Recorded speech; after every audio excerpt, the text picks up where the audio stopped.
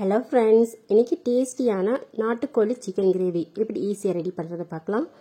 அதுக்கு ஒரு பேனில் கொஞ்சமாக ஆயில் விட்டுட்டு 2 ஸ்பூன் மல்லி, 1 ஸ்பூன் சீரகம், 1 ஸ்பூன் மிளகு, 1 ஸ்பூன் சோம்பு, கொஞ்சமாக இஞ்சி பூண்டு இதெல்லாம் ஆட் பண்ணிவிட்டு நல்லா வதக்கி எடுத்துக்கலாம்.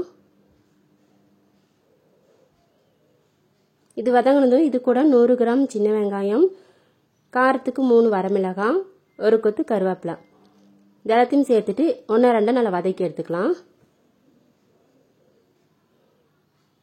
இதெல்லாத்தையும் வதக்கிட்டு ஆற வச்சு நல்லா ஃபைன் பேஸ்ட் பண்ணிக்கலாம். அடுத்து ஒரு பேனில் கிரேவிக்கு தேவையான அளவு ஆயில் ஆட் பண்ணிக்கலாம். எண்ணெய் சேர்த்துட்டு 100 கிராம் சின்ன வெங்காயம், 3 பச்சை மிளகாய் இந்த ரெண்டையும் சேர்த்துட்டு நல்லா வதக்கி விட்டுக்கலாம். வெங்காயம் பச்சை மிளகாய் வதங்கினதும் நம்ம அரைச்சி வச்சிருக்கக்கூடிய மசாலா பேஸ்ட்டு இதை கூட ஆட் பண்ணிக்கலாம். ஆட் பண்ணிவிட்டு அந்த மசாலாவுடைய பச்சை வாசனை போகிற அளவுக்கு நல்லா ஆயிலே ஃப்ரை பண்ணி எடுத்துக்கலாம். இப்போ நல்லா வதங்கிடுச்சு. இது கூட 3/4 கிலோ நாட்டுக்கோழி எடுத்திருக்கேன். நல்லா வாஷ் பண்ணிவிட்டு இது கூட ஆட் பண்ணிக்கோங்க. ஆட் பண்ணிவிட்டு 1/2 ஸ்பூன் மிளகாய்த்தூள், 2 ஸ்பூன் சிக்கன் மசாலா,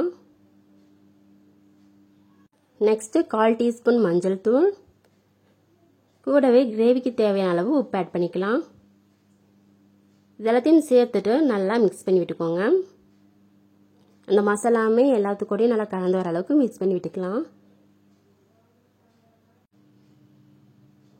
இப்போ எல்லாம் நல்லா மிக்ஸ் ஆகி நல்லா ஆயில் பிரிஞ்சு வந்திருக்கு. ஒரு 10 மினிட்ஸ் அப்படியே அந்த மசாலாலேயே நல்லா வேகட்டும். தண்ணி ஆட் பண்ண வேண்டாம். சிக்கனில் இருக்கக்கூடிய அந்த தண்ணியும் அந்த எண்ணெயிலையுமே ஒரு நல்லா 10 நிமிஷம் நல்லா வெந்து வதங்கி வரட்டும். இப்போ எல்லாம் நல்லா வெந்து வதங்கி வந்திருக்கு. இது கூட மசாலா அரைச்ச மிக்ஸி ஜார்லேயே கொஞ்சமாக தண்ணி சேர்த்து இது கூட ஆட் பண்ணிக்கிறேன். நல்லா கலந்து விட்டுக்கலாம். இப்போ கலந்து விட்டாச்சு. இது அப்படியே ஒரு 15 மினிட்ஸ் மீடியம் ஃப்ளேமில் வச்சுக்கலாம்.